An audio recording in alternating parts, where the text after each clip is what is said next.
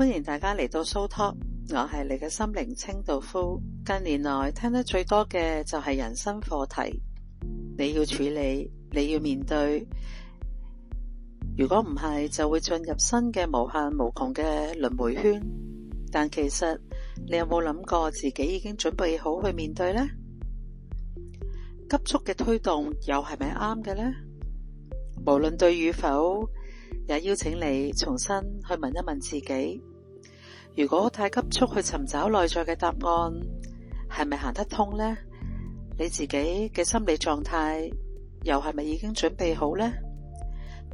首先要釐清一件事，唔係叫你唔好往內尋，而係你是否給予自己充裕嘅時間，慢慢去探索，慢慢去沉澱當中帶來嘅感覺與覺知。可以嘅話，亦都可以同朋友分享，都係一個方法。現代人嘅心急，有時就係因為想快啲去完成呢個目標，就會急速地善用唔同嘅渠道去加快你嘅步伐。其實呢啲嘅方法好多時都係只係輔助形式去配合，最主要嘅內容就係你自己點樣去面對你真實嘅自己。每一日都遇見好多唔同嘅人喺身邊經過，職場又好，家庭又好，喺街上面你都會遇見好多唔同嘅人與事。好多時佢哋不知不覺嘅信息又會帶入去你嘅信息場入邊。其實宇宙萬物嘅互相影響係一個龐大嘅網絡，當中包括一切事物嘅資訊，同時呢啲亦都係超越時間同空間，所以每一個意識喺生活之間都有密切嘅聯繫。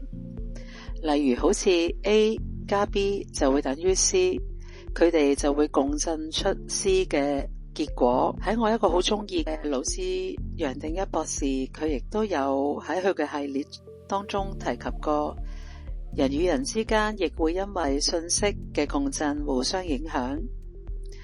例如你見到個朋友唔開心，工作又唔順利，老細又成日喋喋不休，你聽完之後你都會戥佢心酸溜溜嘅感覺。其實呢個時間你已經係有共振嘅頻率發出咗，所以你會感覺到唔好。但係你要學識點樣去分清楚呢一個只係你朋友嘅功課作業。你可以去聆聽，但係你亦都要提醒自己，你只係一個聆聽者，而唔係一個接收者。聽完你朋友講，你可以分享你嘅睇法，又或者叫朋友放下假休息一下。你可以同佢一齊去大自然行下。但係如果你同佢一齊唔開心，一齊 moody， 咁樣就會將個能量加強咗呢個共振，你不知不覺亦都會陷入咗呢個情緒嘅焦慮。所以喺適時嘅時候，你亦都要識得如何提醒自己。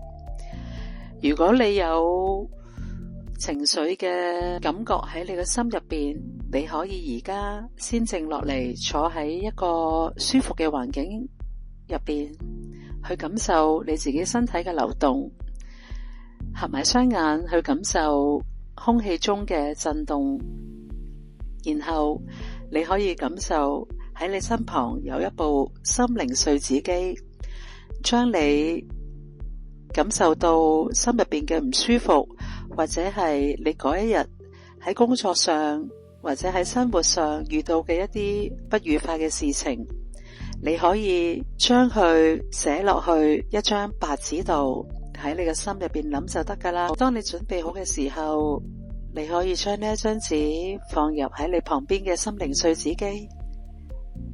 你準備好未啊？你就可以去撳呢個掣，然後讓呢啲情緒，讓呢啲唔好嘅感覺，就喺呢個碎紙機嗰度幫你化解咗佢。你可以同碎紙機講聲多謝，亦都同自己講聲辛苦你啦，多謝。完成後之後，你可以感覺碎紙機會將呢啲所有嘅情緒進行轉化，然後會化成一道幸福嘅能量回向翻俾呢個地球。可以俾個深呼吸自己，然後當你準備好，你可以擘大雙眼同自己講聲多謝。完成咗之後，可以嘅話亦都係休息一下，鬆下個膊頭，感受下隻腳，感受下隻手，感受下自己。嚟到呢度，希望你都有一個愉快嘅一日。歡迎大家嚟到 Soul Talk，我係你嘅心靈清道夫，下一集再見，拜拜。